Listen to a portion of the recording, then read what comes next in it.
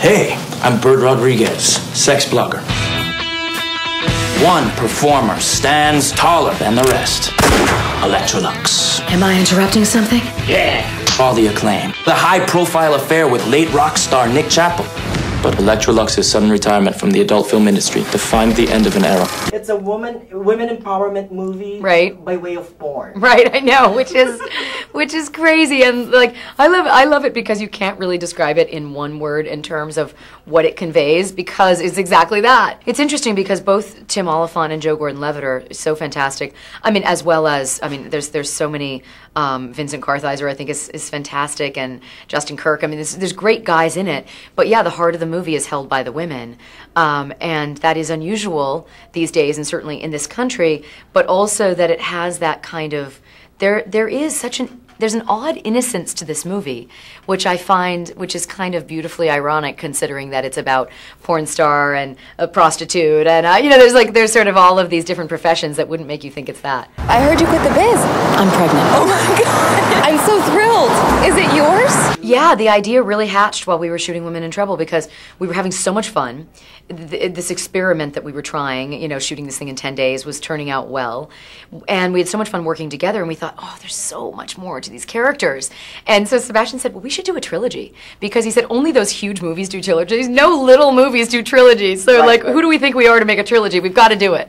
And that was how it came about. So we have Women in Trouble, of course, Elektra Luxx, and then Women in Ecstasy will be the third installment. Yes. Now, has he given you any script on that yet? He has written the script. I saw a very early draft of it, and it's great. And it really does. It kind of wraps everything up. But again, tonally, what's nice is each movie he's done in a slightly different tone. So they all have elements of a screwball element, a little bit of like good old-fashioned melodrama.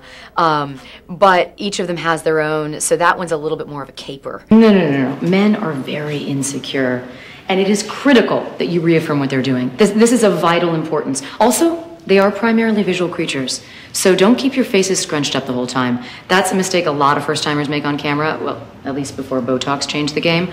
Same thing in the privacy of your own home. You know what's interesting is that I found almost all great filmmakers are very collaborative and have a very strong sense of what they want simultaneously, and that's what makes them a great filmmaker. Because I think less great filmmakers are very tied to their ideas and do not want to collaborate, you know what I mean? And it's interesting because you almost would think it's the other way, but I think a great filmmaker recognizes they will always get credit for any ideas anyone else comes up with. Any good ideas they will get credit for no matter what, so go with it, you know?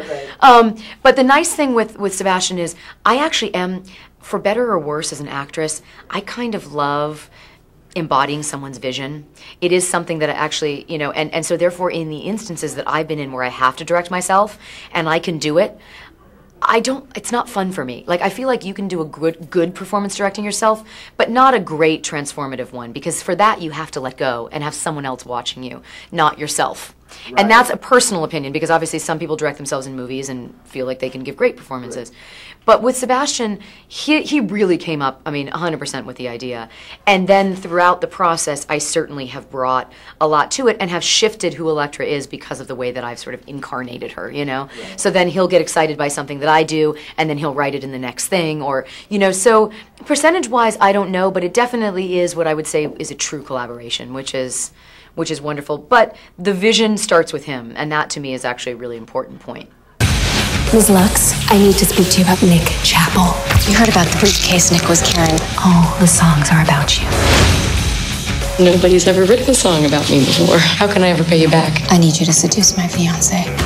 Excuse me? I watched a couple of great documentaries, actually, because more what I was interested in, because I've seen porn, so we all kind of know what porn is. Right. So I didn't necessarily need to do that, but I did want to kind of get a sense of why different people have chosen it, and I spoke to a couple of different, actresses who do porn, and it was. It was really insightful for me because, I think some have had, very complicated sexual history or have been, had sexual abuse in their past. Right. Others have had a very healthy sexual life, and this is just something fun that they love to do, Right. And so it was really interesting for me, too, because even for myself, I realized I had preconceived notions about what it would be to choose that for a profession. And that's a great thing. That's what I love about acting, is that I feel like life is all about empathy, and getting to play different people, I get to understand how they work inside, Right. It won every major award, including 2 Best Actress statuettes for Miss Luxx. Mom, please, not now, please!